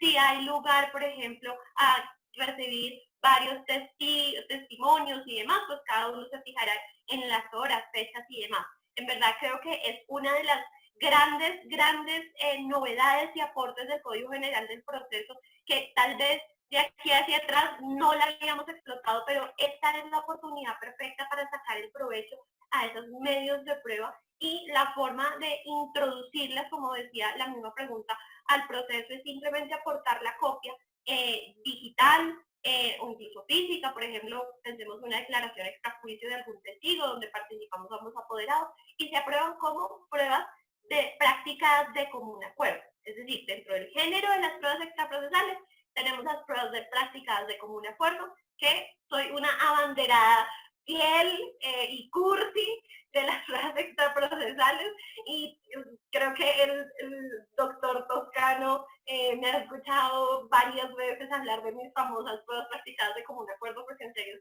soy fiel abanderada de ellas por todos los beneficios que me presentan.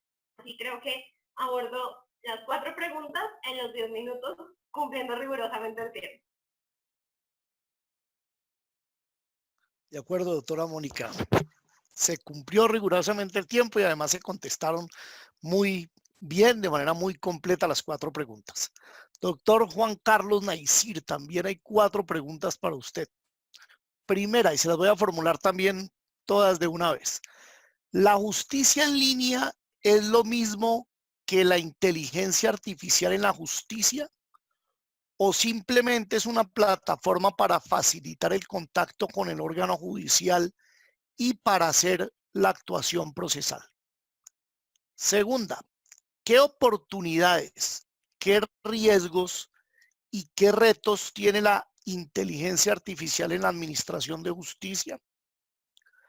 Tercera pregunta, ¿qué precauciones cree usted deben tenerse en cuenta para no excluir o limitar el acceso a la justicia a quienes no tienen acceso a la tecnología?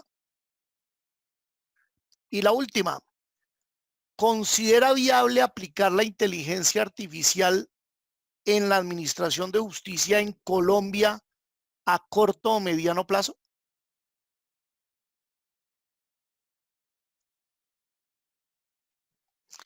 Tienes apagado el micrófono, Juan Carlos. Ahora sí. Muchas gracias. No, pues muy interesantes las 4 preguntas. Me gustan las 4 preguntas porque me da la oportunidad de profundizar en varios temas, sobre todo en el tema de inteligencia artificial, que pues por cuestión de tiempo pues no pude profundizar, y pues es un tema pues que me gusta mucho. La primera pregunta, la justicia en línea y la inteligencia artificial son 2 temas totalmente diferentes, ¿sí? La justicia en línea es un sistema procesal en donde hay una plataforma y en esa plataforma se surte el proceso, ¿sí? Totalmente diferente, digamos, a lo que tenemos acá en Colombia, y por eso hice mención en la charla sobre los casos en Canadá y en el Reino Unido. Ahí lo pueden encontrar detalladamente. La inteligencia artificial es otra tecnología. La inteligencia artificial no es una forma de proceso, no es una plataforma para solucionar controversias, es una tecnología que se utiliza a través de algoritmos y demás herramientas tecnológicas para, yo pienso, y eso pues ya sería, digamos, tema ya de otra conferencia, examinar pues los diferentes sistemas de inteligencia artificial y profundizar aún más en ese tema. Pero la inteligencia artificial es una herramienta tecnológica que puede ayudarle tanto a los abogados como a los jueces para facilitarles su trabajo, Por lo tanto, entonces la inteligencia artificial puede ser utilizada dentro de una justicia en línea y también puede ser utilizada en nuestro sistema procesal que tenemos ahora, que, como lo dije en la charla, no es una justicia en línea, ni tampoco creo que se vaya a convertir en una justicia en línea. ¿Cuáles son los riesgos de la inteligencia artificial en la administración de justicia? Y con eso me limito a un ejemplo que pasó hace un tiempo en Estados Unidos, cuando comenzaron a utilizar esta tecnología de inteligencia artificial precisamente en la Suprema Corte, como decir allá, la Corte Suprema de Justicia en Estados Unidos. Y es que la inteligencia artificial se estaba nutriendo, lógicamente, de todos los antecedentes jurisprudenciales en Estados Unidos, ¿sí? Como es lógico, ¿sí? Pero lo que no contaron los desarrolladores, ni tampoco el sistema en ese momento, es que la inteligencia artificial estaba aprendiendo una jurisprudencia que hacía muchos años, producto de la guerra civil en Estados Unidos, todas pues las disputas y los problemas de racismo que habían en ese momento, todas esas jurisprudencias fueron incorporadas dentro de la inteligencia artificial. ¿Y qué pasó? La inteligencia artificial, como es un sistema diseñado por las personas, esa inteligencia artificial no le enseñaron dentro de su programación que todas esas decisiones de racismo y de blancos y negros, esas disputas, ya habían terminado y que no podían aplicarse actualmente, ahora en este momento, en Estados Unidos. Por lo tanto, entonces, ¿qué hizo la inteligencia artificial? Comenzó a aplicar los antecedentes jurisprudenciales de esa época, ¿sí? Entonces, la inteligencia artificial, la solución, digamos, que le proponía a los jueces es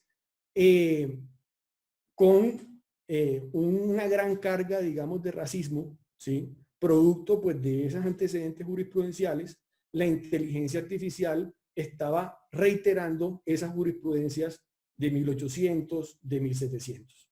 Entonces, ese, digamos, fue el primer riesgo, digamos, de la inteligencia artificial, y hay que tener en cuenta los diferentes edades, los diferentes momentos históricos, y con ello aplicar, ¿sí?, a través de la inteligencia artificial los nuevos estándares y las nuevas normas que rigen actualmente.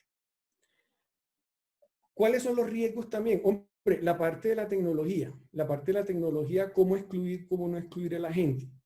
Yo pienso que las facilidades que se tienen que dar por parte del Estado son importantes, ¿sí? El acceso a la justicia, normalmente ya pues se tienen cifras y aparentemente la mayor cantidad de personas tienen acceso a un correo electrónico, ¿sí? Tienen acceso, por ejemplo, a lo que es Facebook. La utilización, por ejemplo, de los smartphones también es importante. Yo pienso que con el tiempo la gente va cada vez entrando en ese modelo tecnológico y finalmente yo creo que será, digamos, un estándar en un futuro. ¿Y cuál será la implementación de la inteligencia artificial en corto o largo plazo? Yo pienso que no pensemos a corto o largo plazo, ya se está dando. O sea, no miremos la inteligencia artificial como algo muy lejano, algo que posiblemente en un futuro. No, actualmente ya se está dando. Y se está dando no solamente a nivel internacional, sino que ya se está dando acá en Colombia. Y ejemplo de ello vemos, por ejemplo, cito ejemplos acá en Colombia. La Corte Constitucional utiliza Prometeo. La Fiscalía General de la Nación utiliza Prisma. La Contraloría utiliza Océano. Y hay otros sistemas de inteligencia artificial, o por lo menos, digamos, se están formando, de la Superintendencia de Sociedades y la Superintendencia de Industria y Comercio. Entonces, en Colombia ya se está comenzando a implementar la inteligencia artificial. Estamos comenzando, ¿sí? Pero ya está, ya está. Y con el tiempo, pues se va a ir desarrollando. Ahora, por otro lado, vemos las firmas de abogados. Las firmas de abogados ya están comenzando a implementar y están haciendo los primeros pinos, como decimos, en estas herramientas de inteligencia artificial, por ejemplo, para búsqueda de jurisprudencia, ¿sí? Entonces, ya no solamente por descriptores, como se hacía antes, sino ya es con ayuda de inteligencia artificial y ya las respuestas son para determinado tema. Los resultados que arroja el sistema ya son mucho más precisos. Entonces, yo creo que no hay que ver el tema de inteligencia artificial como algo muy lejano, sino que ya estamos viviendo ese sistema. Ahora, no solamente lo jurídico, también otros programas, otras herramientas, otros sistemas que nosotros utilizamos, que de pronto ya se nos hace de costumbre, ya estamos acostumbrados, pero si nosotros vemos, ya estamos utilizando inteligencia artificial. El simple hecho, por ejemplo, de dictarle al celular, y el celular le escribe a uno lo que uno le está dictando, eso es una forma de inteligencia artificial. Entonces, hay muchas formas, digamos, de inteligencia artificial, en este caso no jurídica y jurídica, que actualmente se están utilizando en Colombia y en el mundo.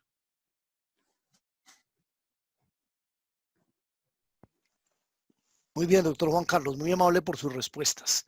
Y vamos a terminar entonces formulándole las 4 preguntas al doctor Freddy Toscano en relación con las medidas cautelares.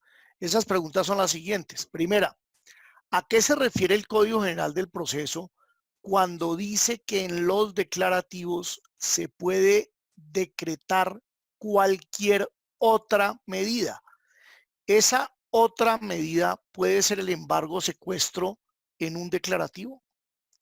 Segunda pregunta, si el Código General del Proceso no habla de estándares de prueba a los cuales usted se ha referido, ¿qué criterios probatorios deben aplicarse para definir la procedencia y naturaleza de una medida cautelar innominada? Tercera pregunta, doctor Freddy. ¿No es más seguro para todos un sistema de medidas cautelares típicas, es decir, donde el legislador las determina, que uno con medidas cautelares innominadas que le da facultades al juez? Y la última pregunta, teniendo en cuenta la propuesta de establecer un estándar de prueba para la adopción de medidas cautelares, ¿cuál sería el estándar idóneo en su concepto? ¿Tal vez el de probabilidad prevalente? Muchas gracias. Bueno, voy a tratar de responder a esas 4 preguntas en el tiempo dado, un poco menos, por la dificultad que tienen todas. De tal manera que voy a hacer mi mejor esfuerzo. A lo primero, pues digamos que en materia procesal, el análisis de las normas jurídicas, pues las respuestas que podemos dar dependen mucho del criterio argumentativo, de la forma interpretativa que nosotros apliquemos. Entonces, pues digamos que yo creo que el legislador no tenía una idea absolutamente clara acerca de si eran procedentes, si era procedente aplicar medidas cautelares nominadas, es decir, las taxativamente establecidas para determinados casos concretos, si esas se incluían en la expresión del 590 que dice cualquier otra medida que el juez encuentre razonable.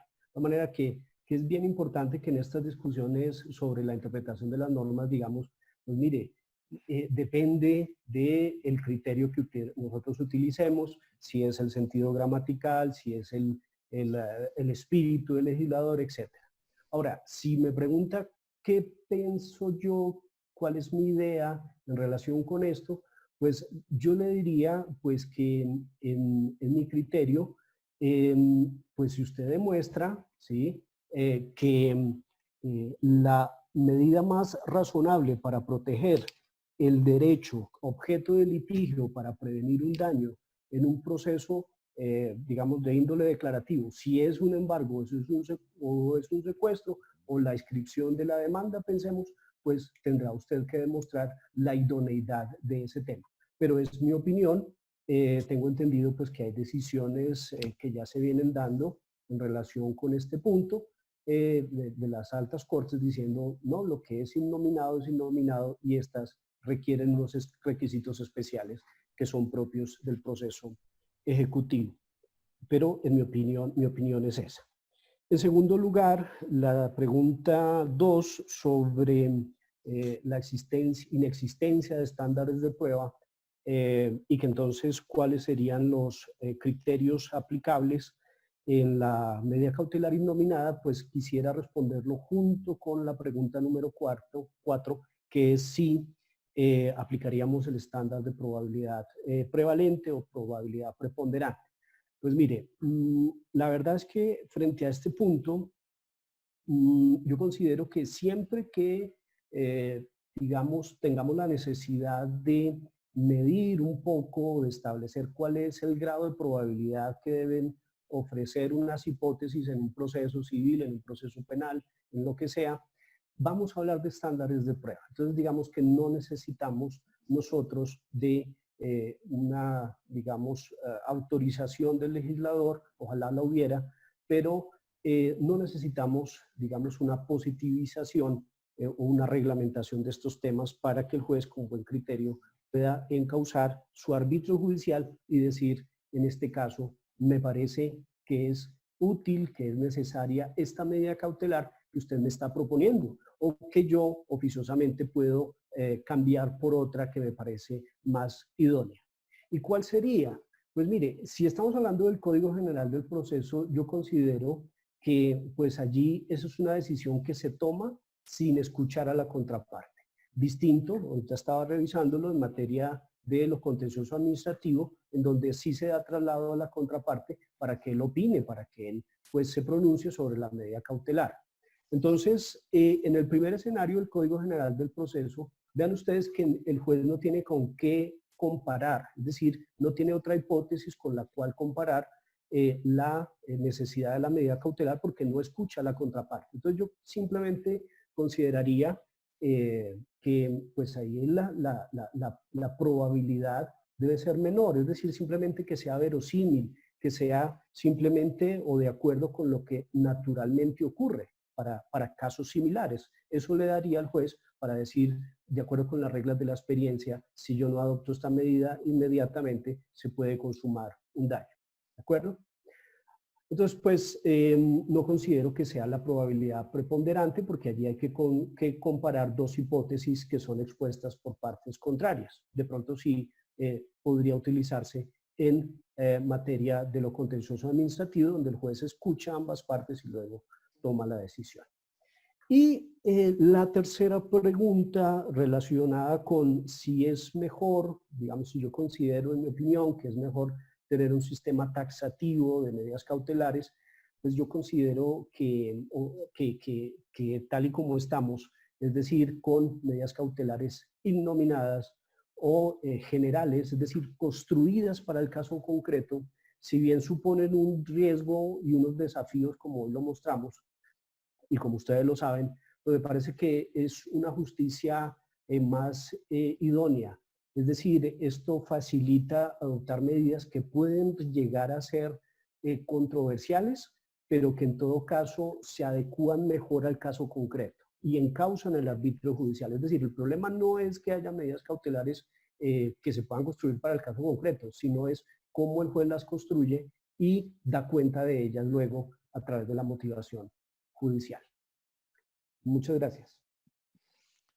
Bueno, muy amable doctor Freddy, muy amable todos los panelistas, doctora Mónica, gracias por su intervención, doctor Juan Carlos, también gracias por su exposición y doctor Freddy, gracias por su presentación, su interesante exposición. Ha sido un foro maravilloso, como todos los que tenemos los miércoles. Están invitados todos los que están conectados a acompañarnos el próximo miércoles a la misma hora, y les recuerdo que ya están abiertas las inscripciones al Congreso Colombiano de Derecho Procesal. Va a ser un congreso extraordinario, fabuloso. Tenemos, reitero, 90 conferencistas aproximadamente que tratarán los temas procesales de mayor actualidad en este momento. Estos temas de la tecnología, la virtualidad, de la digitalización de la justicia también serán tratados, así que están todos cordialmente invitados. No siendo más, me despido de ustedes y en nombre de los conferencistas también les agradezco haber estado con nosotros esta noche. Por favor, cuídense mucho y les reitero, acompáñennos por favor al Congreso Colombiano de Derecho Procesal. Feliz noche para todos.